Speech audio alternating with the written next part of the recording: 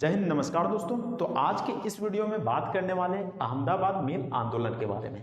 आखिरकार अहमदाबाद मिल आंदोलन कब हुआ था? तो यह 1918 ईस्वी में हुआ था। लेकिन क्यों हुआ था, आखिर किस कारण से अहमदाबाद मिल आंदोलन को किया गया था और इसका नेतृत्व कौन किया था और यह किनके किनके बीच हुआ था और इसका क्या परिणाम निकला, तो इस वीडियो में यही टॉपिक को डिस्कस करने वाले हैं। तो सबसे पहले बात कर लेते हैं कि अहमदाबाद मिल आंदोलन कहाँ पर हुआ था। तो यह अहमदाबाद में हुआ था और मार्च 1918 ईस्वी में हुआ था। और किनके बीच हुआ था? तो यह किनके बीच हुआ था? तो यह मिल मजदूर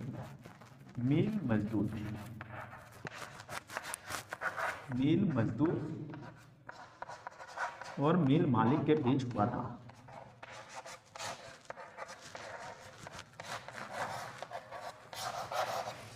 तो यह किनके बीच हुआ था?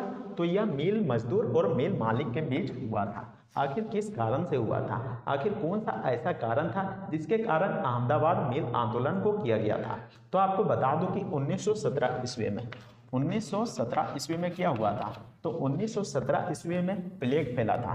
अहमदाबाद में एक प्लेग बीमारी फैला था, जिसके कारण जो अहमदाबाद में रहने वाले सभी लोग इस प्लेग के कारण डरे हुए थे, जिसके कारण उनको लगता था कि यह प्लेग बीमारी उनको भी ना हो जाए, जिसके कारण वहाँ के लोग वहाँ से भाग रहे होते हैं, अहमदाबाद से भाग रहे होते हैं, क्योंकि उनको भी डर था कि प्लेग बीमारी हमको हो जाएगा तो हम भी मर सकते हैं। तो इसी के कारण वहाँ के लोग भाग रहे होते हैं। तो जिसके कारण 1917 ईस्वी में जो मिल मालिक रहते हैं, प्लेग बोनस का अनाउंस किया जाता है। प्लेग बोनस का अनाउंसमेंट किया जाता है। और प्लेग बोनस का अनाउंसमेंट क्यों किया जाता है? तो प्लेग बोनस का अनाउंसमेंट इसलिए किया जाता है ताकि जो महामारी फैला गया था, जो प्लेग फैला हुआ था, तो उसके कारण वहाँ के लोग भाग रहे होते हैं और मिल में काम करने के लिए मजदूर की ज़रूरत थी। मिल में काम करने के लिए यहाँ पर मजदूरों की आवश्यकता थी, जिसके कारण प्लेग बोनस को यहाँ पर अनाउंसमेंट किया गया था। और इस बोनस के तहत लगभग 50% से लगभग 80% तक बोनस दिया जाता था। और आपको बता दूं कि यहाँ पर मिल मालिक कौन थे? तो यहाँ पर कपड़ा मिल मालिक का बात हो रहा है। कपड़ा मिल मालिक का बात हो रहा है। और जो मिल था वह कपड़ा का मिल था। तो यहाँ पर 50 से 80% यहाँ पर प्लेग बोनस दिया जा रहा था। जैसा कि मैंने बताया कि यह 50 से 80% का बोनस इसलिए दिया जा रहा था ताकि जो यहाँ पर मजदूर थे वह अहमदाबाद को छोड़कर ना जाए और मिल में ही काम करे। और आपको बता दूं कि महीना में तो सैलरी दिया ही जाता था और साथ ही साथ यहाँ पर यह बोनस दिया जाने लगा। तो यहाँ पर जो मजदूर थे वह मिल में जाके काम करना शुरू कर दिया। और आपको बता दो कि फिर 1918 ईस्वी में जो प्लेग महामारी था वह खत्म हो जाता है। और प्लेग महामारी खत्म होने के बाद फिर मिल मालिक क्या करते हैं? जो 50 से 80% बोनस दिया जा रहा था उसको हटा देते हैं, उसको वापस ले लेते हैं, यानी कि बोनस को देना बंद कर देते हैं। तो फिर उसके बाद जो मिल मजदूर थे वह गुस्सा आ जाते हैं और कहते हैं कि कम से कम 50% यहाँ पर बोनस मिलना चाहिए, 50% बोनस मिलना चाहिए।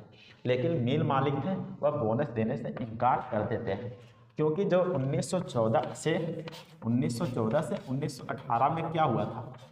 तो इसमें प्रथम विश्व युद्ध हुआ था, जिसके कारण जो वहाँ की महंगाई लगभग पूरे इंडिया की यहाँ पर महंगाई बढ़ गई थी। तो जिसके कारण जो मिल मजदूर थे उनको यहाँ पर घर चलाना मुश्किल हो रहा था। और साथ ही साथ 1917 ईस्वी में प्लेग फैला था, जिसके कारण दोनों ही कंडीशन में महंगाई और भी अधिक बढ़ गई थी, जिससे कि मिल मजदूर को घर में अपना घर का गुजारा करना मुश्किल हो रहा था। तो इसलिए कहते हैं कि कम से कम 50% का बोनस तो दिया जाना चाहिए। लेकिन मिल मालिक थे वह देने से इनकार कर देते हैं। तो फिर जिसके कारण क्या किया जाता है? तो मिल मजदूर एक महिला के पास जाती है। उस महिला का नाम रहता है अनुसुईया बेन साराभाई। तो उनके पास जाते हैं मिल मजदूर और कहते हैं कि 50% बोनस हमको कम से कम मिलना चाहिए था, लेकिन जो मिल मालिक है वह नहीं दे रहे हैं। और जो अनुसुईया बेन साराभाई रहती है वह समाज सेविका रहती है। तो जो अनुसुईया बेन साराभाई रहती है वो क्या करती है? वो महात्मा गांधी को बुलाती है। महात्मा गांधी को बुलाती हैं। और महात्मा गांधी को ही क्यों बुलाती हैं? क्योंकि जो महात्मा गांधी रहते हैं वह 1917 1917 में वे क्या किए थे, आखिर कौन सा सत्याग्रह किए थे, तो चंपारण सत्याग्रह किए थे। चंपारण सत्याग्रह किए थे। और चंपारण सत्याग्रह में क्या हुआ था, तो उन्होंने जीत हासिल की थी। इसमें क्या होता था चंपारण सत्याग्रह में, तो इसमें जो किसान होते थे उनको जबरन नील की खेती करना पड़ता था। नील की खेती जबरन कराया जाता था, जो कि 3 कठिया पद्धति के तहत कराया जाता था। नेक्स्ट वीडियो में मैं बता दूंगा कि आखिर चंपारण सत्याग्रह किया था। तो आज के इस वीडियो में सिर्फ हम बात करेंगे अहमदाबाद मिल आंदोलन के बारे में। तो यहाँ पर चंपारण सत्याग्रह 1917 में जो महात्मा गांधी के नेतृत्व में किया गया था, तो उसमें क्या हुआ था, तो महात्मा गांधी जी यहाँ पर जीत जाते हैं, यानी कि किसानों का यहाँ पर हक दिला देते हैं। तो यही कारण है कि जो महात्मा गांधी का जो पहला सत्याग्रह था वह 1917 में जो कि चंपारण सत्याग्रह था, और 1918 में अहमदाबाद मिल आंदोलन है, दूसरा यहाँ पर यह आंदोलन है, तो आपको ध्यान में रखना है।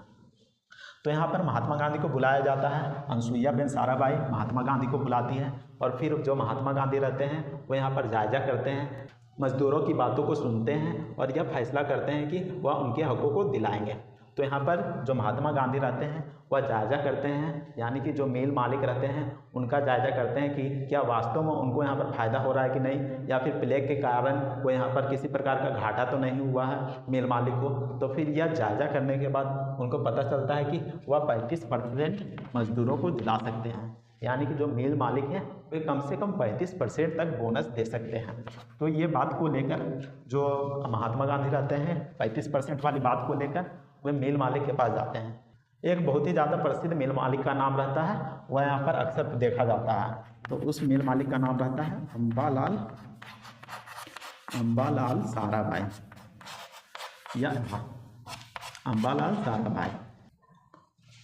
अंबालाल साराभाई जो कि कपड़ा मिल मालिक का उद्योग रहते हैं और भी ब्रिटिश मिल मालिक रहते हैं, उनको कहा जाता है कि आप कम से कम 35% दे सकते हैं।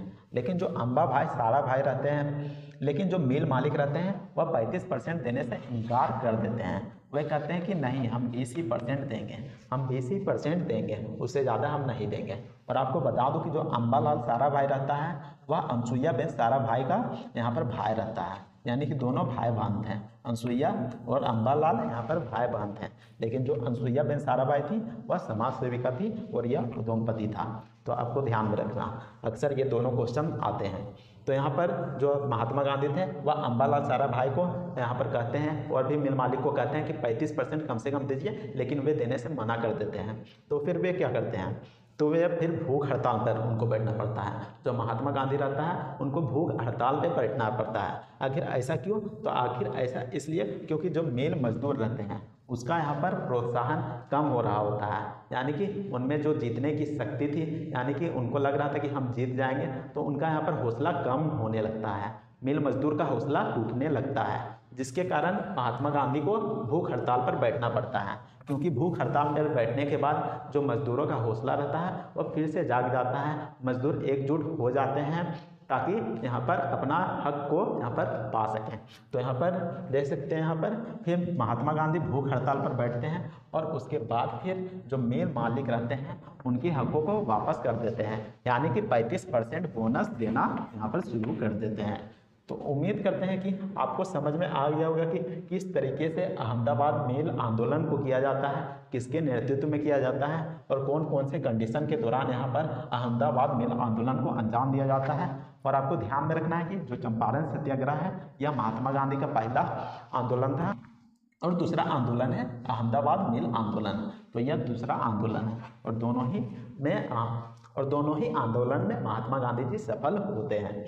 तो आपके लिए यह था आज का वीडियो, इतना काफ़ी है अहमदाबाद मिल आंदोलन के लिए। तो मिलते हैं नेक्स्ट वीडियो में, तब तक के लिए जय हिंद, वंदे मातरम।